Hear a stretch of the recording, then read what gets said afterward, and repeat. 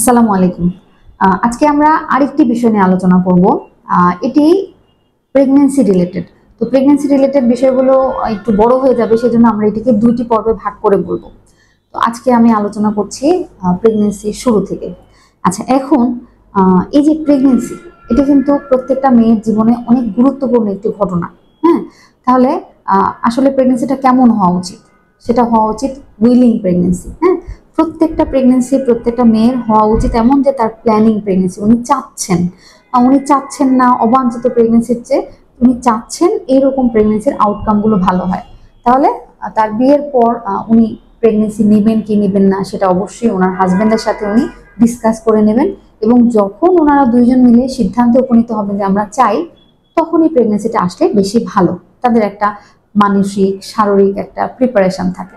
আচ্ছা, তাহলে প্রেগন্যান্সি নেওয়ার আগে থেকে তাহলে তার কি করা উচিত? প্রেগন্যান্সির আগে থেকেই একটা খুব সামান্য একটা ভিটামিন জাতীয় মেডিসিন আমার মতে প্রত্যেকটা নারীর নেওয়া উচিত। এটাকে বলে ফলিক অ্যাসিড। এটা বিভিন্ন নামে পাওয়া যায়, ফলিসন নামে পাওয়া যায়, বায়োফল নামে পাওয়া যায়, ফলিটা আরো বিভিন্ন নামে পাওয়া যায়। তো আপনি ডক্টরের সাথে কনসাল্ট করে নিতে পারেন যে কোনটা খেলে আপনার জন্য ভালো হবে, অথবা আপনি নিজেই এটা শুরু করতে পারেন। এটা এটা কিন্তু আমরা আমাদের খাবারের মাধ্যমে পাই, কিন্তু দেখা যায় যে আমাদের খাবার রান্নার সময় অনেক সময় অনেক ভিটামিন নষ্ট হয়ে যায়। তো এই জিনিসটা যেহেতু প্রেগনেন্সির সময় খুব জরুরি বাচ্চার গঠনের জন্য, সেজন্য এটা ওষুধ হিসেবে নিলে আমাদের জন্য এই ঘাটতিটা থাকে না। এটা প্রেগনেন্সি চেষ্টা করার 1 মাস আগে থেকে নেওয়া উচিত। আচ্ছা, তাহলে এটা গেল প্রি প্রেগনেন্সি একটা আমাদের যেই প্রিপারেশন। আরো ভালো হয় যদি উনি ওনার কিছু ইনভেস্টিগেশন, কিছু পরীক্ষা নিরীক্ষা করে রাখেন যে ওনার শরীরে রক্ত কিরকম আছে, ওনার ডায়াবেটিস আছে কিনা, ওনার কোনো ধরনের রিস্ক আছে কিনা প্রেগনেন্সি নিতে গেলে। তাহলে আগে থেকে জানলে কিন্তু প্রেগনেন্সিটা অনেক স্মুথ হয় জার্নিটা, এবং বাচ্চার প্রবলেম হওয়ার চান্সও কম থাকে। আচ্ছা, ওকে, তাহলে আমাদের প্রিপারেশনটা আমরা জেনে নিলাম। এখন যখন উনি প্রেগনেন্সি ট্রাই করলেন এবং প্রেগনেন্ট হয়ে গেলেন, কিভাবে বুঝলেন যে ওনার যেই মেনস্ট্রুয়েশনটা যেই তারিখে হওয়ার কথা এই তারিখে হলো না, উনি ডেট মিস করলেন? 10 দিন পরে কিন্তু উনি বাড়িতে যদি একটা স্ট্রিপ টেস্ট করেন, সেটাতে যদি 2 দাগ আসে, তাহলেই কিন্তু উনি বুঝতে পারেন যে হ্যাঁ আমার প্রেগনেন্সি আছে। তাহলে এরপরে ওনার করণীয় কি? এরপরে ওনার করণীয় যত দ্রুত সম্ভব একজন সিনিয়র ডক্টরের সাথে কনসাল্ট করা, মানে যাকে উনি রেগুলার দেখাবেন, উনি জানেন, ওনার সম্পর্কে উনি খোঁজ নিয়েছেন যে একজন ভালো অ্যাভেলেবল ডক্টর, ওনার সাথে ওনার রেগুলার চেক আপে থাকতে পারবেন, এরকম কারোর সাথে কনসাল্ট করা। এবং যত দ্রুত সম্ভব একটা আলট্রাসোনোগ্রাফি করে কনফার্ম হয়ে নেওয়া যে হ্যাঁ এটা আমার প্রেগনেন্সি আছে, এবং এটি জায়গা মতো জরায়ুতেই আছে, এবং এই প্রেগনেন্সির নাম্বার কয়টা, মানে এটা কি একটা সিঙ্গেল প্রেগনেন্সি, মানে একটা বাচ্চা নাকি একটা বাচ্চার বেশি আছে, এটা জানাটা খুব জরুরি। কারণ সব সময় যে জরায়ুতেই বাচ্চা আসে এমন কিন্তু না। আমি আমার আগের ভিডিওতে এটা নিয়ে আলোচনা করেছি যে অনেক সময় দেখা যায় যে বাচ্চাটা জরায়ুতে না এসে টিউবে আসে, তখন সেটাকে বলে একটোপিক প্রেগনেন্সি, এবং ওটার আউটকাম কিন্তু অনেক খারাপ। আবার কি হয়, জরায়ুর ভিতরে বাচ্চা না হয়ে কিন্তু আঙুরের থোকার মতো জিনিসও হতে পারে, সেটাকে বলে মোলার প্রেগনেন্সি।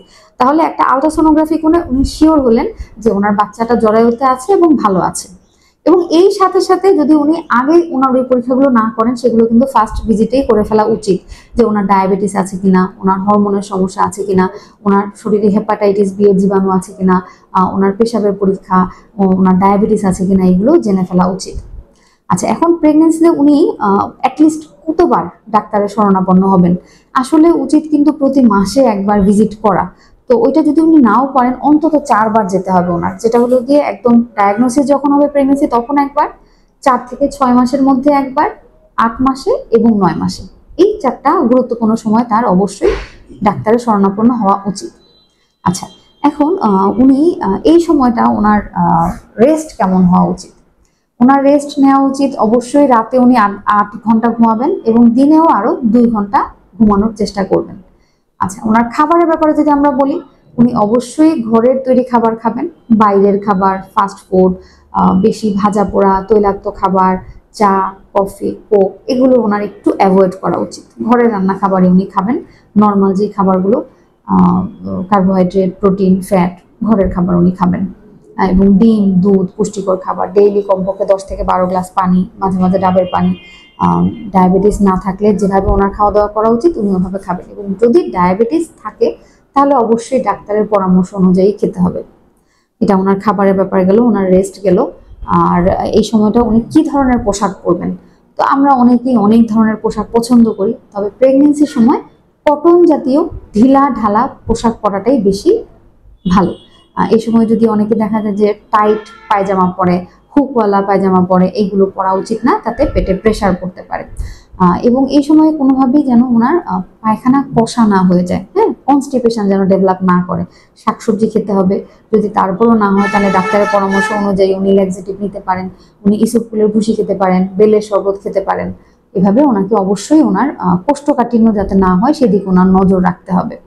আচ্ছা, এই সময় উনি ওনার আরেকটা ব্যাপার যে জার্নির ব্যাপারটা কেমন হবে।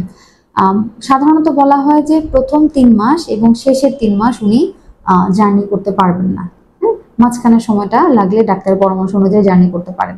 এবং প্রথম 3 মাস কিন্তু উনি তেমন কোনো ভারী কাজও করা নিষেধ, এবং বলা হয় যে স্বামীর সাথেও থাকা নিষেধ প্রথম 3 মাস এবং লাস্টের 3 মাস, মাঝখানের সময়টা থাকতে পারেন।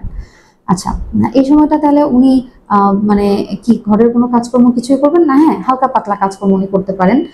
ঘরের যে হাউস হোল্ড অ্যাক্টিভিটি গুলা, ঘর ঝাড়ু দেওয়া, একটু রান্না করা, একটু সবজি কাটা, এগুলো করতে পারেন।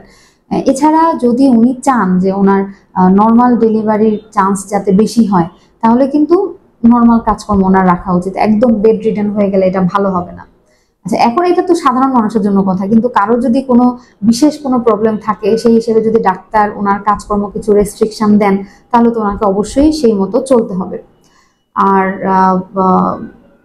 কিছু অ্যালার্মিং সাইন সম্পর্কে ওনাকে অবশ্যই জানতে হবে। সেই অ্যালার্মিং সাইনগুলো কি কি?